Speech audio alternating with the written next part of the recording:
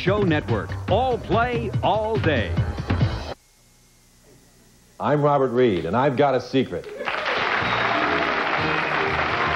Hollywood, the show that reveals all, I've Got a Secret. And now let's meet the star of I've Got a Secret, Steve Allen.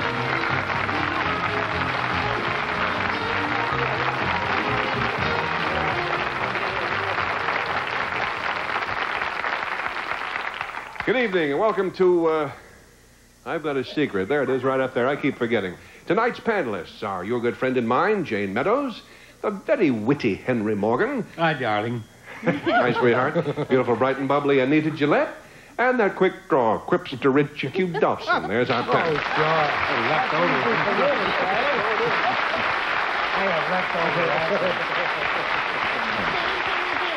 We'll get right to work and bring out tonight's first contestants. Nice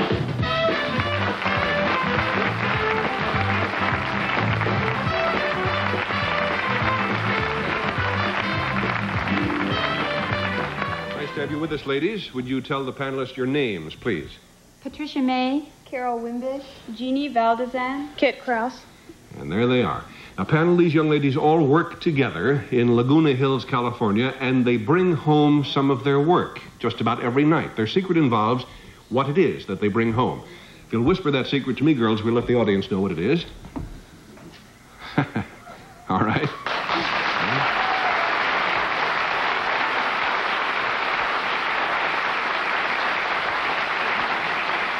The audience now knows the secret, which concerns, as I said, what these ladies bring home from work each night. We'll start the questioning with Henry Morgan. Well, Master, your technical facilities here are terrible. You even affected you. Kit. Are you Kit? Yes. When Mr. Allen, the gentleman on your right, says that you bring part of your work home, of course it's not money. No. No. Is it the result of something you've been doing during the day? It could be, yes. Well, it's very directly related to what they've been doing all day, yes. Yeah. Do you have anything to do with anything that feeds people? Not that feeds people, no. Do you work? Do the four of you work with other people? Or for other people? Yes. Now what, Henry? I was just going to say the other people I met were people who are not doing what they're doing. There are some such where they work, yes. Anita? Jean, is there a product involved in what you do? No. There's no product at all. Then, Pat, you do some kind of service, right? I mean, you do something. You perform some kind of service where you work. Is that right? Yes. Do you use your hands when you're working on this thing? Yes. Is it intricate work? Do you use intricate work? Nope. Do you use any kind of equipment when you're doing this? Sometimes. You do. Do you touch people when you do this? No. You don't touch other people. Two down, two to go. Oh, I Richard? just wanted to find out what their service Pat, was. would you consider touching other people? Is it anything to do with animals, ladies, your work? Yes. In any way? Are you nursemaids to animals of some kind? Yes, Are you? you're very, very close. They have a place my sons and I practically live at, Lion Country Safari. Do you work Yes. there? With That's baby the idea. animals? Yes. I've never seen them, but... You've got about 98% of the secret, which is close enough. The secret is that they bring home baby wild animals. They are indeed nursery attendants at Lion Country Safari. And, Miss May, you are the nursery supervisor, is that it? Yes, I am. I see. How many animals are all you girls responsible for taking care of? Approximately 400 in our department. That's quite a few. We're going to be able to see some of the babies, are we? Yes. Good, okay. You girls can get some for us. Just at the word baby, the audience went, oh. I've never understood why babies start out by saying mama and dada. The first word they should say should be aw, because that's the word they hear all the time. You know. What's your latest house guest? Right now, I'm taking home, among a couple other things, an iguana. An iguana? Oh. Well, I hope it's home right now, as a matter of fact. Is it here around with us? Well, I guess we'll have to see it then. All right. Just for folks who like icky things. That's right. Oh, it's behind us. Oh, yes, there it is. You ever look around behind you and see a big iguana closing fast? No, that's Miss May, now that I look back there. Oh, my dear. Oh. This is Samantha. Isn't she beautiful? I don't think so, no.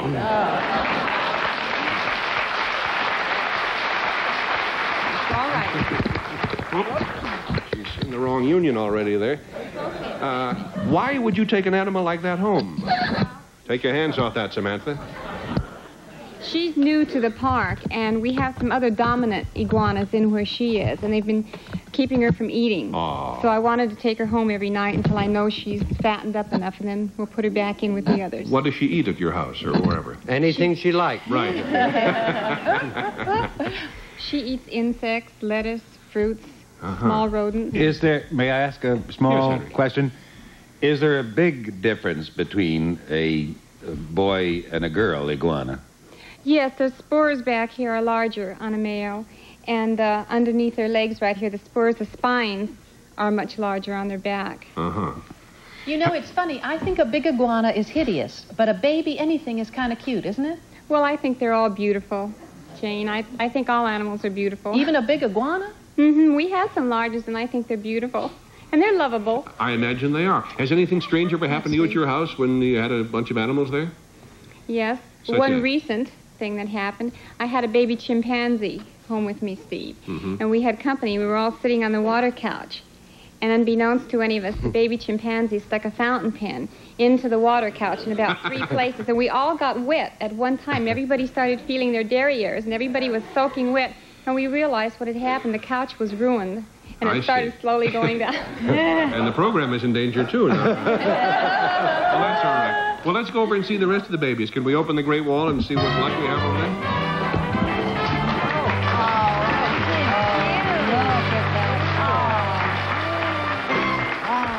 And again, the great big awe came up from the audience. What do you have here, Carol? It's a young female cougar, and her name's Euripides.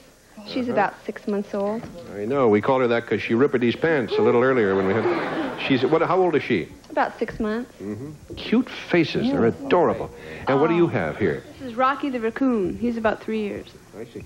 I noticed that this little person is making noises. What are they... What's she... Now she's just thinking it over. Over here. How old's the raccoon? Baby. About 3 years old. 3 years old. And we have here the cutest animal in the whole planet, a baby lion, huh? How old? She's about two and a half months old. Cutting an album.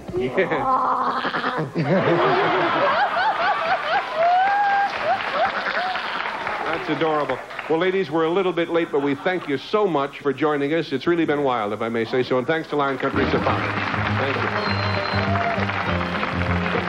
I've Got a Secret will continue in just 1 minute.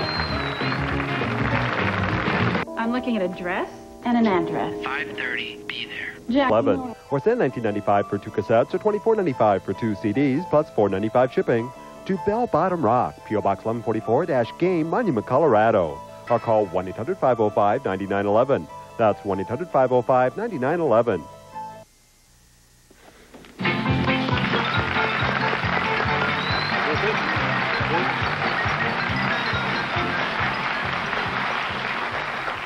What is your name, sir? Francis Dallenbach. Panel, this is Mr. Dallenbach, and he's been to Hallenbach, and I want you to hear all the details. Now, I just said that to be silly, sir. Where are you from? Chugwater, Wyoming. Chugwater, Wyoming. Marvelous name for a town. The Dallenbachs live in quite an unusual home in Chugwater. It originally cost, believe it or not, $5.5 million. But they were able to pick it up for just a little over $3,000. So their secret concerns this bargain home, of course. If you'll whisper your secret to me, Mr. Dallenbach, we'll let the audience know what it is. Oh, it's interesting.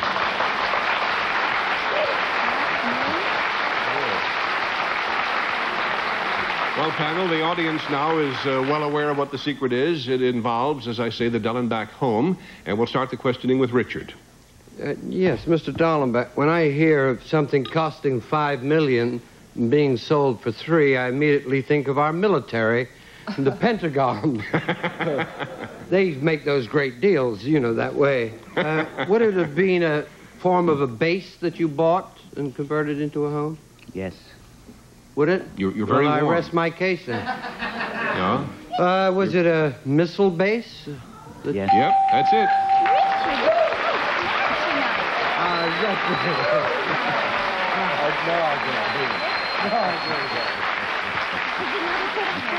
Hardly worth the journey up here, was it? We won't be needing Jane, Henry, or Anita this evening.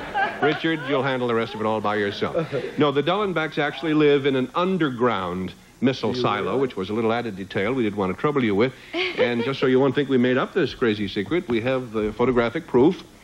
We'll just show these pictures more or less one by one, and you can tell us what we're looking at, Mr. Dellenbach. Is that the view up on top? Yes, it is. Okay. And what are we looking at here? That's the big door where the missile went in. That's where the missile... Partly open. I see. Are we looking down into that, or is it a... You're looking horizontally. Horizontally at it? Yes. Okay. And what is this tunnel thing here? That connected the two buildings, the launch operations building and the launch and service building. That's a horizontal tunnel? Yes. What's that thing down at the end of it? That's our deep freezer. I've heard of deep freezers, but that's the deepest you'll ever see, folks.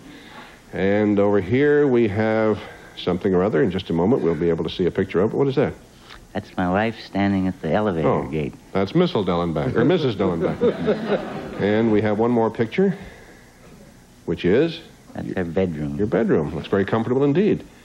Now, this was a site, I understand, for an old Atlas ICBM, and then the government sold it when the missile became obsolete, right? Yes. Why would you buy a... I mean, the bargain is hard to pass up. Any bargain is hard to pass up, but why would you really want to live underground? I make high-precision parts with a Swiss screw machine, and we need a constant temperature. Oh, well, that's one way to get it, I guess. You have your own machine shop then down there, yes. too. I see. What is home life like down there? Can you tell us? Well, just like any place else, except... How many rooms have you? Oh, quite a few. And they ain't big. Are there any advantages to living down there? I mean, you don't have much of a view, and your neighbors do look down on you. There's no doubt about that. But what are the pluses, if any? Well, noon is just like midnight. We can sleep late and still get a day's work done. Yeah. Are there any problems? Anything ever go wrong? Well, we had a lot of fixing up, and we had to build the elevator to make it useful. The only entrance before we built the elevator was that long tunnel. I just thought of a great advantage of living underground. What's that? Well, when you pass away, they don't have to bury you. They just throw you out of the window. That's funny.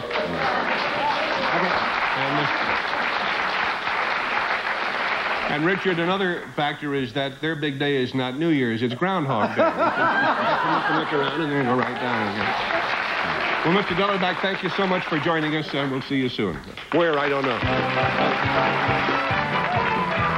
We'll be back with our guest star, Robert Reed, right after these messages.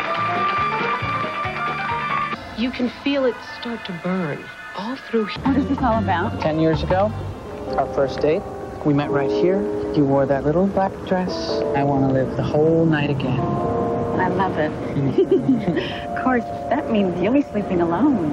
I thought we could rewrite history a little. The forecast, plenty of... Because there's 100 little things to take care of in the morning, 2 of which are hungry. Introducing Kellogg's Breakfast Mates, a bowl of Kellogg's cereal, milk, and spoon all in one. It's one less thing to worry about. Make breakfast easier. Kellogg's Breakfast Mates in the refrigerated section.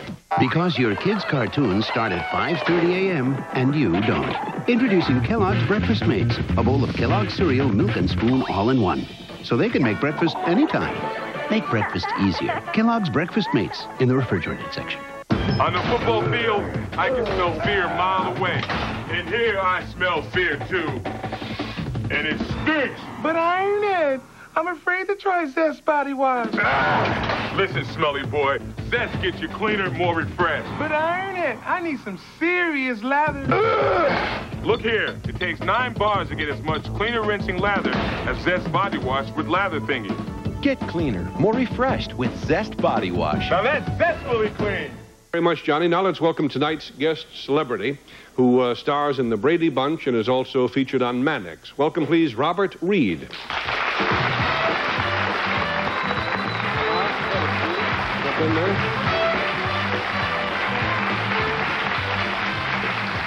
Nice to have you with us, Bob.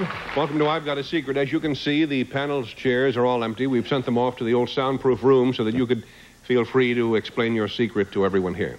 Well, Steve, since I've been playing a police lieutenant on Mannix, I've become interested in the techniques of crime fighting. So tonight I thought we might have fun revealing how police can create surprisingly accurate drawings of suspects' faces simply from the way they're described by witnesses. I see. To help me do this, I brought along an identification expert from the Los Angeles County Sheriff's Detective Division, and I'd like you to meet him. Sure, let's do that.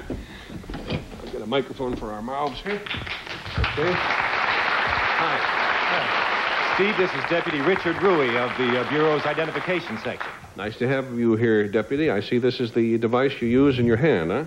It's called an identikit. It has samples of dozens of different facial features, hairlines, and so on. Could we let the audience peek into the interior? This is what it looks like, kind of a filing system with categories. And when the witness describes the suspect, we pick out the different features, and this way we're able to create a likeness of the suspect. In other words, they say he had a small chin or a large nose or ears that stuck out or something like that. Right. You've got all that stuff in there, right? But to save time tonight on the description, Deputy Rui's only going to give me 3 choices from each feature. Ah. Okay, well, then we have to have some kind of a suspect, do we? Well, that's the secret, you see. While the panel is questioning me, we'll be assembling a sketch of our suspect and culprit, Henry Who's that? Morgan. Henry Morgan? Right. Oh. Well, that ought to make Henry feel wanted, if nothing else will, I guess. Oh, incidentally, Steve, I won't be looking at the panel. I'll be doing this just like a witness does, you know, from memory. As if you can't, you haven't seen him. Yeah, very good point. Good idea. Okay, Johnny, you can signal over there that the soundproof room can be opened. It'd be funny if some night they opened the door, they were all in their necking, not paying any attention to anything. I wouldn't be at all surprised. Okay, Steve, pardon me. The panel's on the way in now. All right, fine. Get out of there, wiping your clay. Now, sit down and put a stop to that. I know what you're up to, Richard. What in the world? Well, sir, you know, of course, panel, you know Mr. Robert Reed. Yes. And Robert's secret concerns something that he's doing with this gentleman whose back is to you. That is a gentleman named Richard Rui. And your clue, the only clue you'll get, is that they are assembling something which this camera here, TV camera, will be showing to our audience here and around the country. We'll start the questioning this time. Let's see, who did we say we would start the questioning with? Jane this time? Okay, we'll start the questioning with Jane. Hard one. Start with me. Well, now let's see. You are doing something that we can't see, and Robert's not doing very much with it unless his feet are involved, because he's not moving his arms. Is it mechanical, the thing that you're assembling? Not really, no. Is it something like a game of some kind? No, I wouldn't call it a game. It's more like a game than a watermelon, but it's not much like a game. So in other words, it's not like a game at all. And it's not mechanical. Is it something we would be very familiar with? You would certainly know about it, I would think. Would it be in the animal family? No. Vegetable? This one. Well, in that context, it's in the animal family, but only in that context. We're not talking about teddy bears, you know. What context? It's, She said animal or vegetable. He's assembling an animal? That's ridiculous. No, I say in the context of animal, vegetable, or mineral, it falls within the animal context, in a sense. I see what you mean. In fact, forget the whole question. I don't. Answer. It's not my turn anyway, right? It is. It is my turn. Yes, Okay. I got the buzzer. If it's in the animal, is it any kind of food? No, forget that whole area. It'll just take you around the block and you'll never get on it. Just start a whole new track. Oh, all right. Good evening. Hello, Henry. How are you been? Robert? This one. Bye. Yes, This thing that you're doing, that you're helping this gentleman with. Yes. When he's finished with it, with your help, will it be of any special value to anybody? What do you say, Bob? Yes, it would. This is a sample of what would be of value to somebody. Whether this is or not, we'll leave up to you, Henry. Okay. all Thank you, right. Henry. It's Anita's turn. Is it This one. you're putting together, is it like pieces of something you're putting together is it like a puzzle? It is pieces of something, yes, Anita. Is it like a puzzle? That of would some be a sort? game. I've always thought it a very puzzling thing, yeah. Yeah. Is it does it have moving parts? Slow-moving parts, I would say. Slow Yeah. moving parts. Gee whiz. Okay, Richard Dawson. I didn't. Yeah, but it's not a game, and it's not a puzzle. Is it something, Robert, that we could buy in a store and assemble? I doubt whether you could do that, Richard, no. This is more used along the professional line, if I can give you a clue. Well, all right, in the profession, would it be medical? Oh, No. Bet I know. What do you think it is, Jane? Is it some the portraits like the detectives or police use in newspapers? Yes, putting that's these it. faces, the face together. Oh, is it? Ah. An identity. Now, whose face is he doing? That's the thing, right? Robert and Deputy Richard Rui of the Sheriff's Department were, as Jane figured out, assembling a sketch of a really notorious criminal, and his name is Henry Morgan. Oh.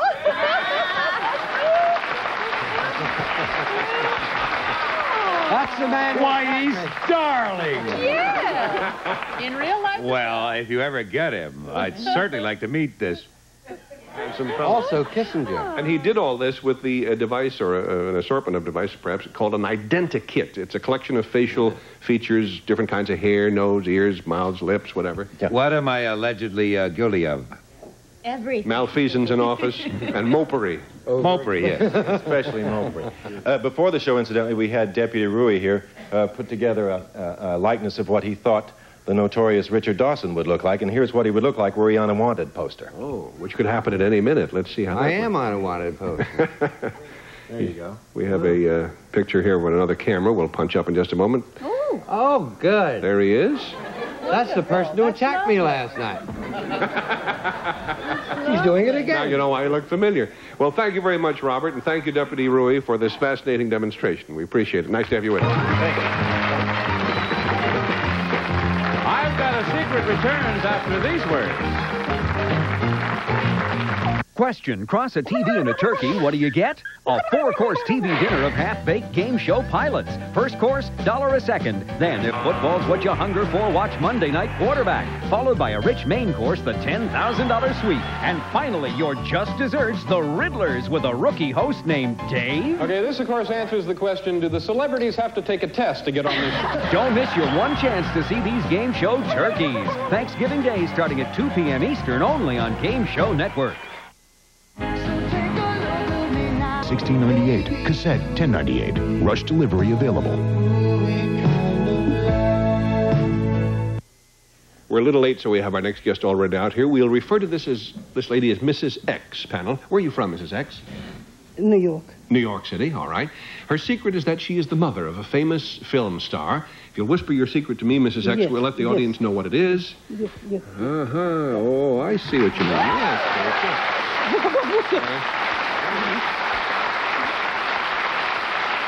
I repeat, the mother of a famous film star. We'll start the questioning very quickly with Anita. Okay, Mrs. X, you have a son? Yes. It's a son. Is Yes. he a leading man type? Yes. Is he is he a big person, tall? Yes. Yes, is he like John Wayne? Not as tall. No, Not Richard strong. Dawson. Just tall. My love, would he have been one of the actors in Butch Cassidy and the Sundance Kid? No, darling, no. You should have had one of those. They were winners. No, I'm sure yours. Is the gentleman currently in a film now that we would be able to see? Yes. Yes. Okay. I'm Janie trying Bird? so hard to hear Mrs. X talk a little more, because it seems to me that's not I'm New York- sorry. That's not a New York accent, is it? No, it must be California accent because I'm here. I mean, She's been out here for quite a few years. But he's from another country. Isn't that accent from another country? Yes, Hungary. Hungary. Hungary. Well, that's a clue. Is it, who's Hungarian? Who is Yul it? Brynner? No. Who's a Hungarian? We just have time for a quick Who's question Hungarian? from Henry. The only Hungarian I can think of is Lawrence Harvey, and this lady's too young. For what? For Lawrence Harvey's You're right. mother. Yes, does I it know, I young. know. Yes. Hungarians. I'm fresh out of Hungarians. Well, we're fresh out of time. She is the mother of the very famous and successful film star, Mr. Tony Curtis.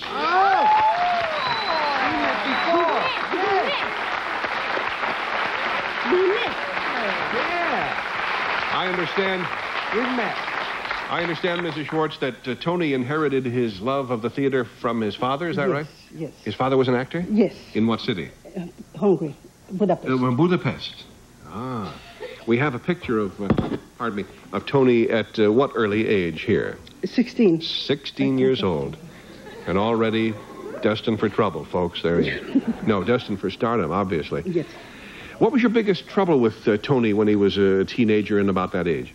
Oh, about that age, he brought girls. Every day, room was full of girls.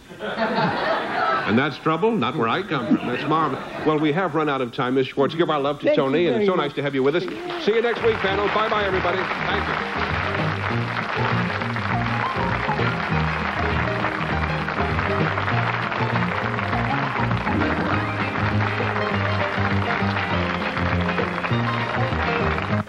If you enjoyed watching I've Got a Secret, you won't want to miss the original black and white version, Sunday at 6:30 p.m. Eastern, 3:30 p.m. Pacific. This program was recorded